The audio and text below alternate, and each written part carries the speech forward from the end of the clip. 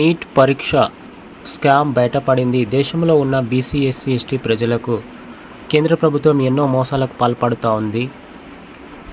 దేశంలో పౌరుల జీవితాలతో చెలగాటం. 67 మందికి విద్యార్థులకు ఎక్కువ మార్కులు ఉన్నాయని ఇక్కడ చూపిస్తుంది. పోల్చడం మనం నిర్ణయం చేయలేము.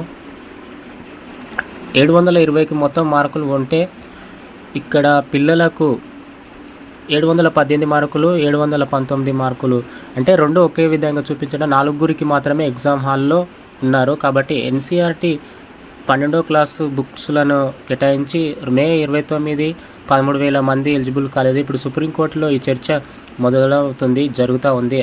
ఎన్టీఏ ఈ రూల్స్ పాటించడం జరిగింది. అలాగే ఇంతమంది ఈ స్కామ్కు గురి కావడం జరిగింది. మరి దేశవ్యాప్తంగా ఇలాంటి వాళ్లకు కేంద్ర ప్రభుత్వం అన్యాయం చేయడం జరిగింది.